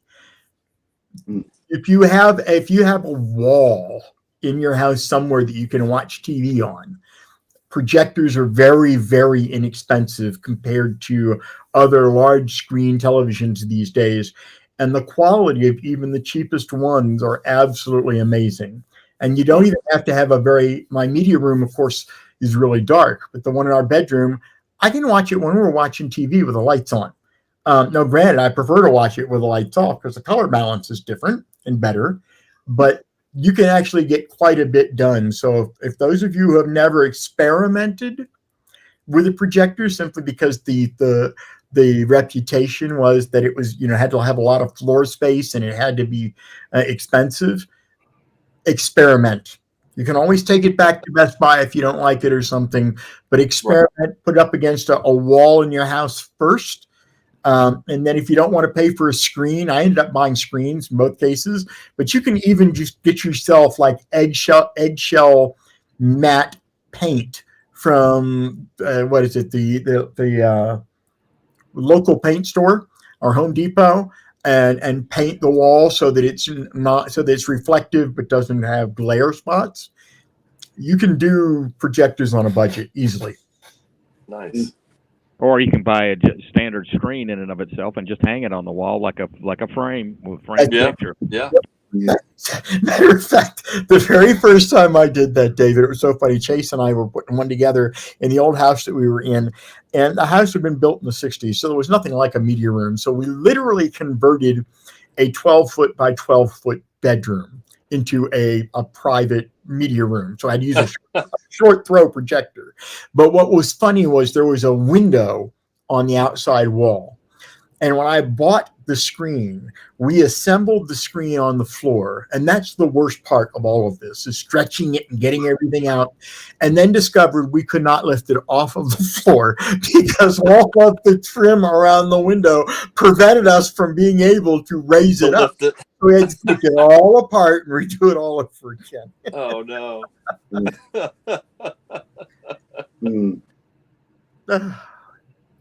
The journey continues. I love it. I wish it did. Yeah. I love how unsafe Amazon owns it through Warner Brothers now or something, that there is the possibility that we might see a series or a repeat or something, but I don't know. Well, they've talked about it on, on some of the, on YouTube and a couple other channels and stuff like that, but, and using somebody else as, a close match to Rickman with the headpiece and stuff like that. So yeah, one can only hope. Right. Yeah. Whatever, I'll tell you what, whatever the current version, whatever the current word is, if Dan Monroe did it 2 weeks ago or whatever, go check his Galaxy Quest video. So I'm sure he has most up-to-date information on what the current plans are. Yeah. Well, now especially with what they've done with Shatner and that facial projection and stuff like that, you could do a Rickman. Well, yeah, you could. Yeah. Yeah.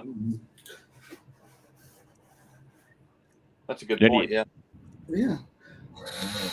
I did see where Dan Monroe did a video on this. I haven't watched it yet. I need to.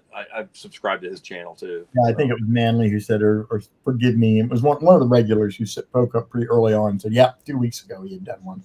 Yep.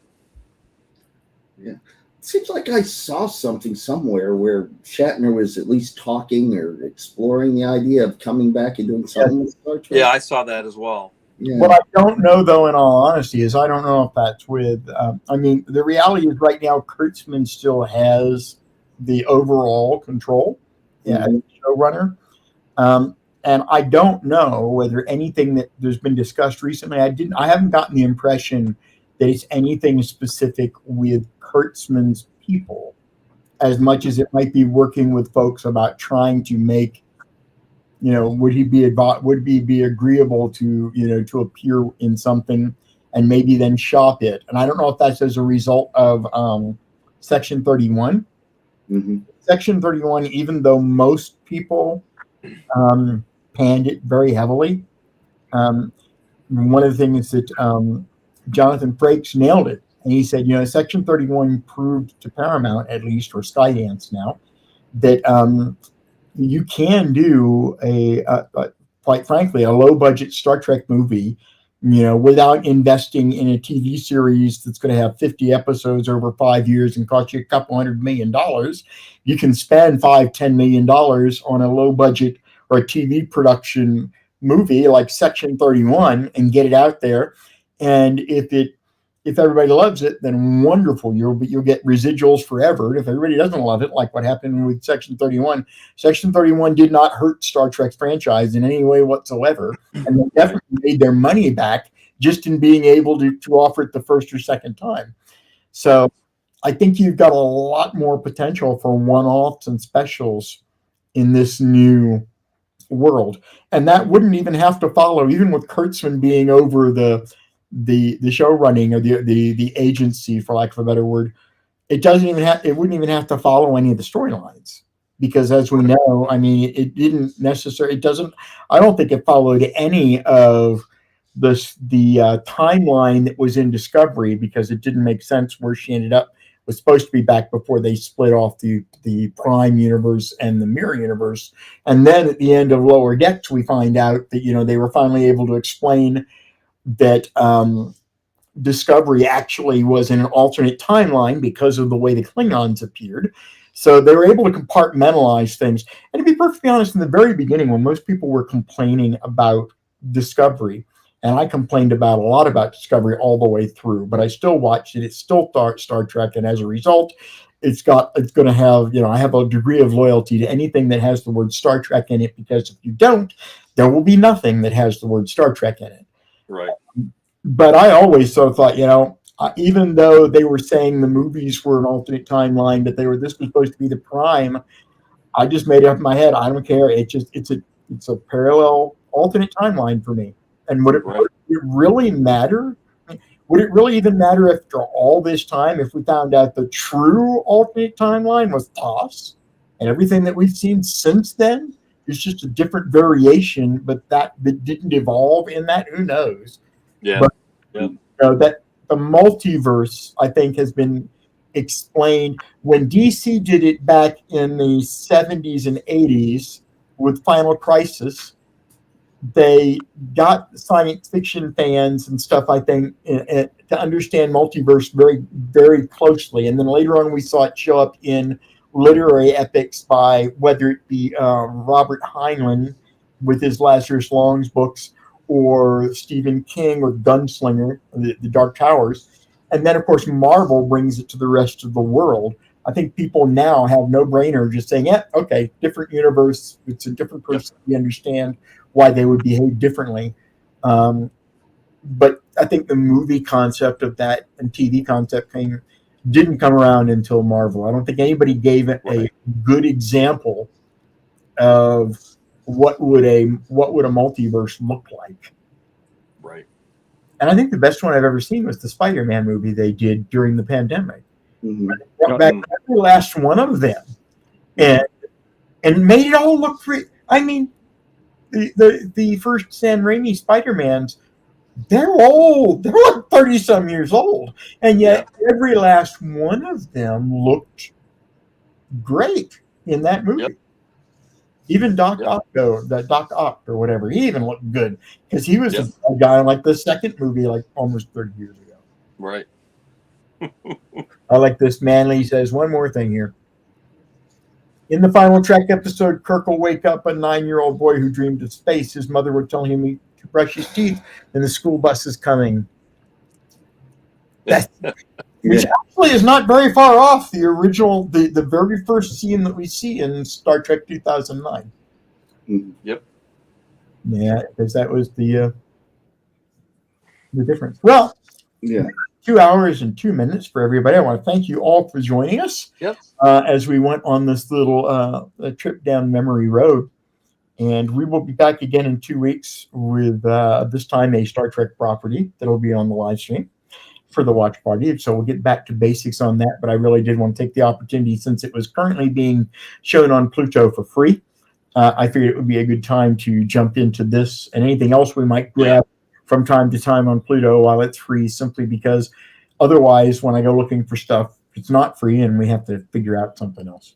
Right. Yep. I thought it was a great ride. Like I said, it's a fun movie, and I thought it was a great choice, Jim. So kudos there. Yeah. All right, everybody. So we're going to go ahead and get ready and end our stream tonight. We look forward to seeing you again in the near future. For the patrons who are on the call, and we all know who we are because we're staring at each other, we stay in the studio. When we go off live here in a moment, we'll go ahead and transition to ourselves. And for those of you watching who you're really missing, I can tell you right now, there's about 5 of you, and I hope you're still on there, but there's about 5 of you that I can name by name. They're here every week with us. You do not know what you are missing. Yes, exactly. Patreon groups here. The information, the things that are seen, the people that we talk to, the news that is in some cases never talked about openly, and in other cases won't be talked about for maybe 6 months to a year, depending on the topic. There's a whole world out there you haven't seen, including the friendships and the camaraderie. It's great. Absolutely. That more than anything else. None of us knew each other prior to stumbling into Patreon, either as the proprietor or as a viewer, as far back as maybe 2.5 years ago. I've been doing this for almost 4 years, but even the Patreons, we only go back about 2.5 years, because the first year and a half, I was all over the place, not knowing what I was going to be doing. And there's this one guy, my very first patron, that I've never had the opportunity to speak with. His name is Fred. And Fred joined the first Patreon, and then I kicked him out and closed it. Then he joined the YouTube membership channel that I opened up, and I kicked him out and closed it because I wasn't quite sure what to do with it. And when we finally opened this Patreon, he was the first one back in again, but we never actually had the opportunity for him to join us, which is a shame, because he would be greatly appreciated. I think he had a lot of friends waiting for him. Yes, agreed. And SWAT Cats. You can purchase a Trek World shirt at there is a product section in YouTube, but more importantly, you can go to merch.trek-world.com. It'll take you to the exact same store, and you will see that there's some t-shirts available on that. The polos right now are exclusive to Patreon people, but I am probably going to make some available for sale this summer to the general public, because they really turned out to be. You can see the pillows are pretty well thought of around here. And the Gorn behind Roger has a Trek World hat. Yep, right there. They have more Trek World.